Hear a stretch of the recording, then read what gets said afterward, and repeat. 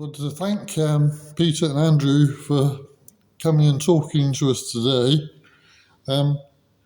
We have already recorded 2 or 3 of these interviews with different people, and it's really good to think about what's happening in a community and things to do with how the community is run. And that's where we come to councillors and who decide what happens within our community. So the readings for this week suggest patience and slowness. So we know that things don't happen overnight. Things need to be going through a process like it does in the church. So we're here to talk to our friends, the councillors, Peter and Andrew, about some parts of this. So we're talking to Peter Lacey, who's a member at Gracious Street, and Andrew Timothy, who's a member at Trinity Methodist.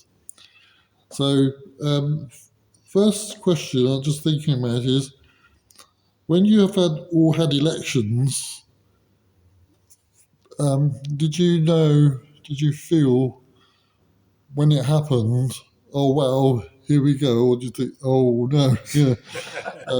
What sort of thoughts did you have? Well, I think probably for both of us, but I'll let Andrew speak for himself, but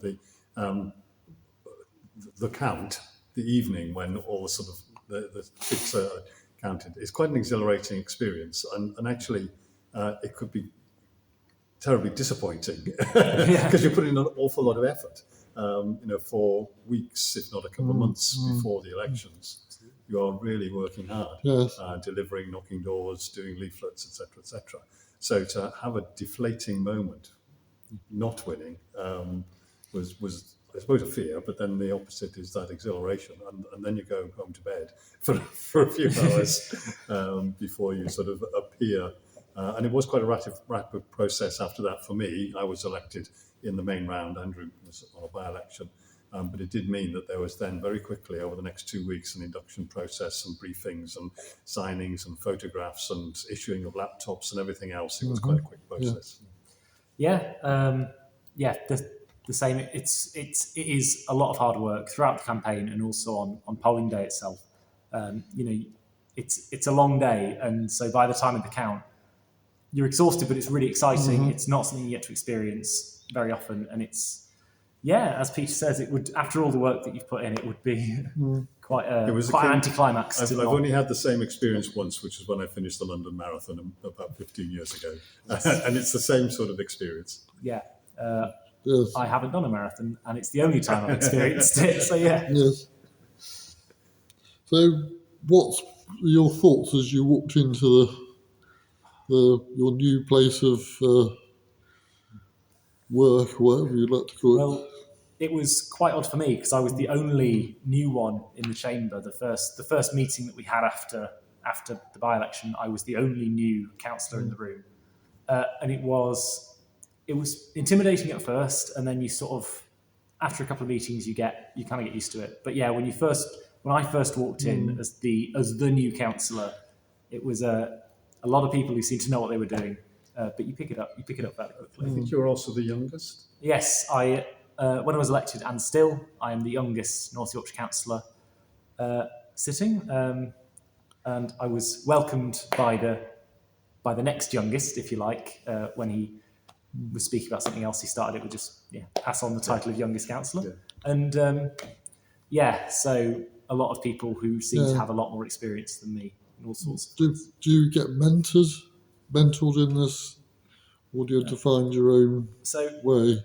Well, the rest of the party to which we're actually both a member, the Liberal Democrats have been really helpful. I've really appreciated being part of that group. It would have been, if I'd been elected as an independent and had to stand on my own 2 feet, it would have been, not to say that I'm not, but if I'd had to do it completely on my own, it would have been very, very different. How was it when you came in I just describe it to the family, the kids and the grandkids. I'm going to the big office. I've got an office at home, but when we go to Northallerton for meetings, and actually, I mean, probably slightly more than half of the meetings are now virtual as well. So the big meetings, the council meetings, the area committee meetings that are here in Harrogate, they're all face to face.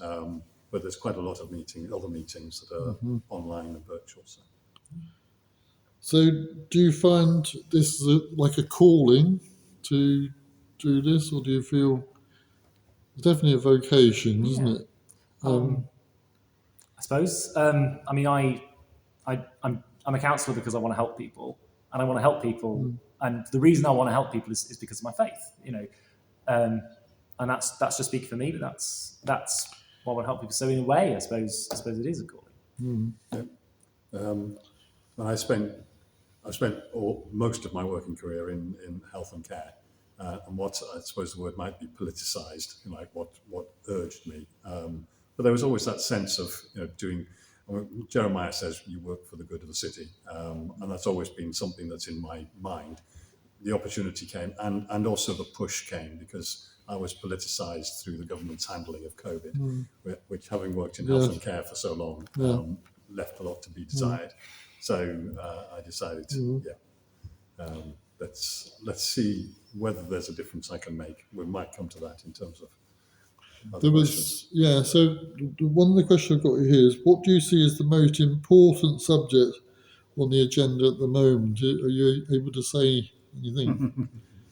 Or I'm one for, and I suppose you adopt things. So this isn't necessarily the most important for everybody.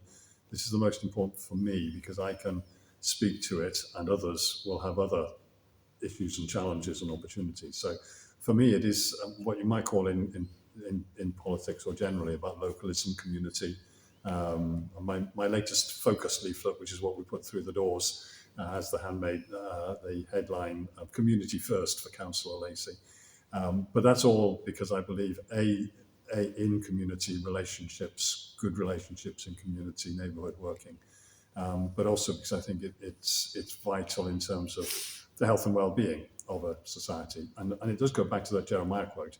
If you look into that, the sort of working for the good is a rounded sort of sense. And it does include economic prosperity as well as physical health, well-being, safety, etc. So I am constantly reminding people in the chamber about their commitment to localism, which we won't go into now, but I think also might leave something to be desired. So I'm sort of working a slightly different angle at the moment, which is that I'm currently preparing.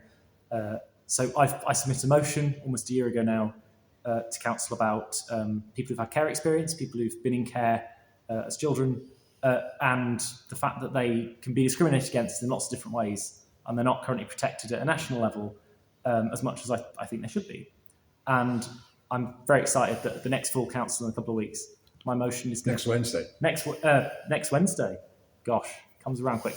The next full council meeting next Wednesday, my motion is going to come back, and my motion is that North Yorkshire Council treat care experience as if it's protected, like ethnicity is protected or what have you. And actually, I was really excited that that went to a scrutiny committee to get a recommendation. It's coming back, and I won't bore you with the details of how that works. But actually, the scrutiny committee gave it, it was completely unanimously approved. Independents, Conservatives, Labour, Greens, Liberal Democrats, all of them, voted in favour of it. And I was absolutely thrilled when that happened. So I'm preparing to make that case to the full council to say the people who know are backing this. And it is possible to make a difference in a number of areas. I mean, these motions that you pass, etc., that commit the council to a certain policy agenda. We've had, and as a minority, we are the largest opposition group, but we're still in opposition. But there have been other examples, including that. We're working on active travel. There's been a motion on end-of-life care and hospice funding, which has been passed. There's concerns around environment, which has been a bit up and down, but there are definitely things that you can do, and that's rewarding, even though you're not in control. Absolutely. So. Yes, I was talking with some people here about funding, say, for youth things, because of the demographics of Harrogate. That's not necessarily highest on the agenda, is it? Because the demographic is more swayed towards older people in the population. So I'm sure you have that problem when you talk about young people and what have you that how you invest in these things, and like the youth service has been like the Cinderella service, hasn't it? And now people are beginning to see that perhaps it was a good idea to have one or have something. Yeah, Uh, yeah, we are starting to. We've been seeing that come through for a while. As I say, the context of this means I don't want to get too party political, but I was, we've seen things like knife crime has risen and all that, and that's linked. That's statistically you can link that with when youth services were cut. I was pleased to see that we've now got a knife drop bin in the car park near Asda, which is hopefully going to take that down. Although North Yorkshire, not a particular hotbed for that particular kind of crime, but it's really good to see that. More funding for youth services absolutely is something that I will be campaigning on. When it does come up. I think it's worth noting there, because we're both councillors for Harrogate divisions, but I'm a member at Gracious Street, so my community is more about Knaresborough. In Knaresborough, you've got a town council, and you've got a lot more active interest and involvement of the development of a youth council, for example. Youth council, what is it, the Youth Assembly? The Youth Assembly for North Yorkshire. Right, who contribute to our area committee meetings. So we do listen to the voices and do take note. And certainly in Knaresborough, it's a bottom-up as well contribution. So both the town council, organisations like Rotary and Revolution, who are organising things, and Connectors, which I'm also involved in, all recognise the need for improved youth involvement, activity, listening to, and providing opportunities. It's not. I don't think it's neglected at all, even though the demographic, and I think the demographic actually will be sympathetic towards the needs of the younger age groups. Yeah, that's fine. So the one question is, how can Christians become more involved in politics and community? Because you've obviously are there at the moment doing it. How can people get more involved with that sort of thing? I'll sort of take it half a step back, because this sort of, are we talking about party politics? And obviously there's simple answers to that in terms of join a party and throw yourself in. That's great. But I would say that, I only joined the party of NAT, which I am now a member, in order to stand as a councillor. And before that, for over 10 years, I was involved in what you might call small c community, small p politics, community politics, in terms of just bringing people together, gathering people, again, working for the good of. So you don't have to see involvement in big P politics as a barrier. Actually, there's an awful lot of community activity that is seeking to achieve the same goal. Now, if in that you are either frustrated or see bigger opportunities, then clearly politics of a town council, there's Harrogate Town Council coming up. So if you're listening and want to be a Harrogate Town Councillor, talk to this man. Yeah, do get in touch. So there's opportunities. There are 19 councillors to stand for Harrogate Town Council. If you want the good of the town and a group around you, then that's great. Don't necessarily think of it as aspiring to, the sort of the higher reaches, if you like. There's also a very basic level, which is, make sure that you vote when you can. Make sure that you write to your councillors, to your MP, all sorts of level, to the mayor if you want, or about things that they can help you with, and about things that you think are important. That's right. Because it's important that in the system that we have, it's important that representatives like us, like MPs, know what people want and know what people want this campaign for, because that's what we're here for. That's our job. Yes. Yes. Yeah. How do you get on with other councillors? Do you find that good, useful? It's going to be mixed. There are 90 councillors, so and the group system means that you don't always have the opportunity to build relationships. And yes, getting on with people is about just understanding a bit more of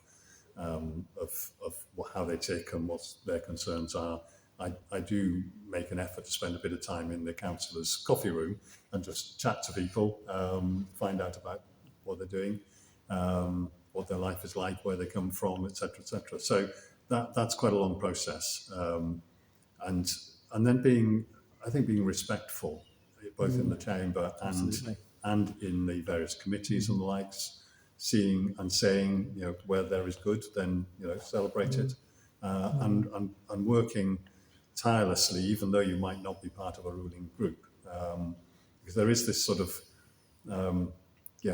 very sort of negative approach that you can take, that you only talk to your own group, and you only anything that any other group says must be rubbish, which is crazy. And I always think that the parties to which people are affiliated, if you took a poll of the 90 councillors, I'd guarantee that over half fell into the group because they were chummy with other peoples in their groups. It's not. Well, I mean, when I joined Lib Dems, I did some theology. I did look at the roots and everything else, and at different eras and different times, I might have been a different colour. But at the moment, this is comfortable for me, and it's the basis. Some of those deeper, but understanding what drives other politicians is also important, because you can respect those drives without the sort of the gloss of the ribbon that they wear or the party that they affiliate with. I think we have a lot of opportunities as well on the various committees that we're on. I think sort of Peter touched on this, that full council is very structured, very regimented when we're in the chamber, and you can't talk very long, and people are so exhausted by the end of it that they just want to go home. But some of the committees that we're on, Peter and I are both blessed to serve on the Scrutiny of Health Committee. I serve on the Strategic Planning Committee as well, and I know that on both committees I try and make an effort to chat with some people on the committee sort of before and after. I know that we went on a visit recently to the pharmacist in Harrogate and with another councillor, and we stopped for coffee afterwards. It really is it's about finding those opportunities sort of where they happen naturally. Yeah. So how can the church support you more in your role? Does it support you at all? Clearly there's prayer, but there's finding out, there's being understanding in terms of our other church commitments. As a local preacher, then I hope I bring some of that. I occasionally mention politics in order to discard it in the pulpit. But there are experiences they're real life experiences. So, if I were to completely ignore that side of me, I wouldn't be me. But yeah, I mean, the church I know is supportive, and I get a lot of comments, and I know that people are praying for me, and that's really good. I find the church really useful for a little bit of pastoral support from people who are completely sort of unaffiliated with my political life. I sometimes find it quite useful to go to Ben, that or who's my minister, or Claire, who's one of our local pastors, or other people, and say, this has happened. It's been a tough day. This is where we're at, and I find it quite useful to talk through stuff. And everything that Peter just said as well.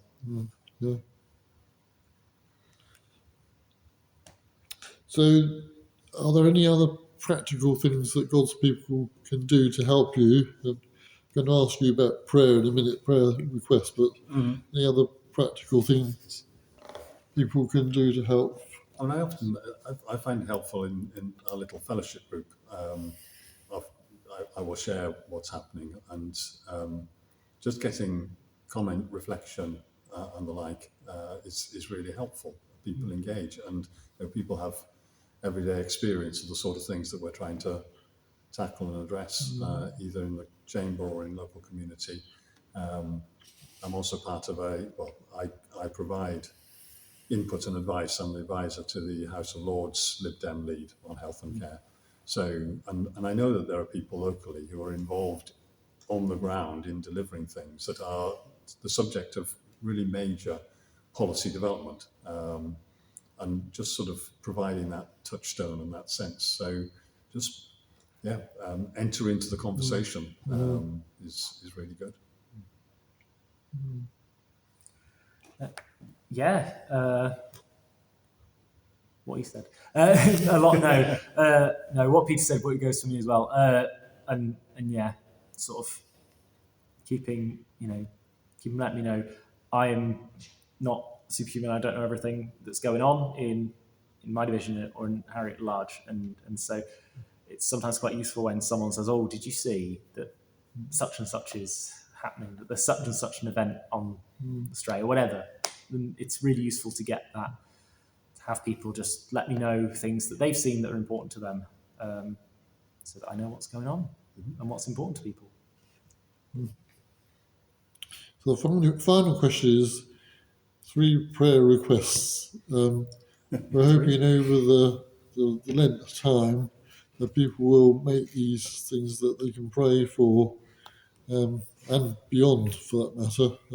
I'll let you go first this time, and then I'll say everything that you Thank said. Oh no! Just pray for sort of strength and tenacity to keep on working hard. Just that I guess the spirit could fill me and all that I can have the strength to keep on working, even when there is opposition to what I'm trying to say and what I'm trying to put forward. Do you want to do one? Yeah. I mean, we were forewarned, so I've got the 3: wisdom, patience, and then always keeping the vulnerable and the excluded not only in mind but at the forefront, because at the end of the day, we can be, I suppose, sucked into those who can speak loudest or shout loudest or whatever, and actually we've got to have an eye to those throughout the Bible that God identifies as. And I don't like the language of in need. It is about vulnerability. It is about people who are small v victims of a system that doesn't always sort of work well for everybody. And so there is that sense of justice and putting what we can to rights in this age, knowing that brings kingdom. So yeah, wisdom, patience, and that sort of sense of putting things to right and justice. It's really good. There was the other one that sort of comes to mind is there's an old. I mean, we are Methodists. There's an old hymn which I've not sung in ages, which is like, "We pray for peace, but not the easy peace that comes from complacency," and it goes on like that. No, and that's I don't know that one. that's something that I think it's in the people old really book. do need to. Is I it? think it's something that people really that I would love people to pray for. It's just for all the councillors, but all to have peace in what they're doing, but not to become complacent in that, and to keep fighting for justice, like Peter says, and all the rest of it. Is there one thing you would like us to pray for Tom, for MP? Because I'm sure that. I think an MP's life is really busy, so just the energy and the strength to carry on and to keep on going. I was going to say, protect his health, because it's the sort of thing that. As well as I work in his office, and I see his diary, and the strength. If I was doing everything that he's doing, the strength to carry on would be appreciated. But I think that and in those moments when your diary is so full, there is also the sort of prayer that he would be able to pause, reflect, and listen. And I know that he does and that he wants to, but it's very easy in a very busy life to let that slip. Absolutely. So, Right, well, thank you ever so much, Peter and Andrew, for sharing all that with us. It's just brilliant, and just pray that you have a fulfilled time as you're expressing yourselves in so many ways. Thank you. Thank you very much. And thank you to everybody Thank you. out there.